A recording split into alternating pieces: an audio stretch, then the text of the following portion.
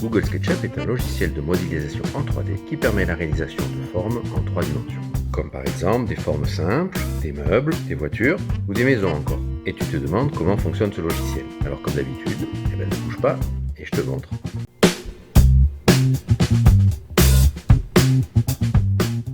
Bon alors, c'est à partir de formes géométriques simples, comme les carrés, les cercles ou les polygones, que tu peux réaliser des volumes.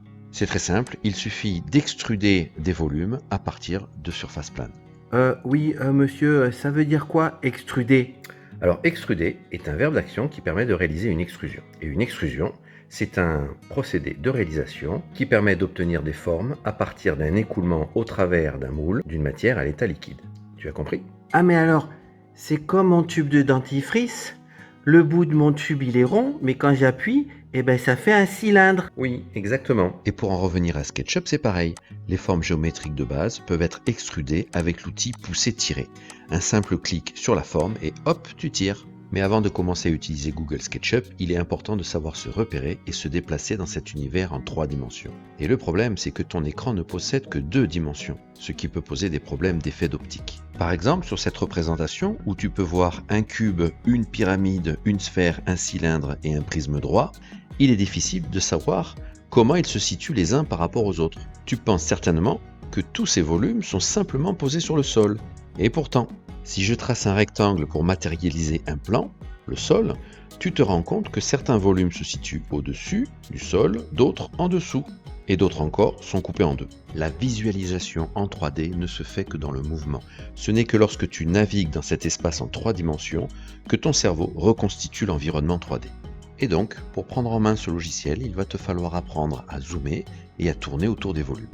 Pour zoomer, c'est très simple. Grâce à la molette de ta souris, tu peux zoomer en la tournant vers l'avant, et pour dézoomer, tout simplement, tu la fais tourner à l'arrière. Mais ce qui est important à savoir, c'est que le pointeur de ta souris t'indique l'endroit où tu vas zoomer. Tu peux donc zoomer avec précision là où tu le souhaites. Par exemple, si je veux zoomer sur la main gauche de mon avatar, je place le pointeur de la souris sur sa main gauche, et je tourne la molette vers l'avant. Maintenant regarde bien, si je place le pointeur de la souris au centre de mon écran et que je dézoome, tu remarques que mon avatar se retrouve au centre de l'écran alors qu'il était à gauche juste avant.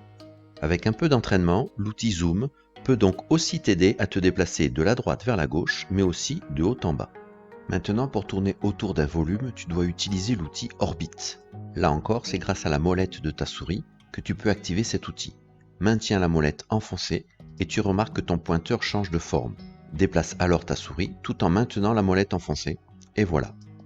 C'est l'action combinée du zoom et de l'orbite qui te permet de naviguer dans cet univers en 3 dimensions. Maintenant, à toi de t'entraîner. Je te propose donc une sorte de chasse au trésor. J'ai caché sur la surface des volumes 10 mots précédés par un numéro. Les 10 mots, remis dans l'ordre, formeront une phrase. À toi de les retrouver en utilisant ce que tu viens d'apprendre et en naviguant dans cet univers en 3 dimensions. Pour faire cette chasse au trésor, suis les consignes que tu trouveras sous cette vidéo. Bon courage!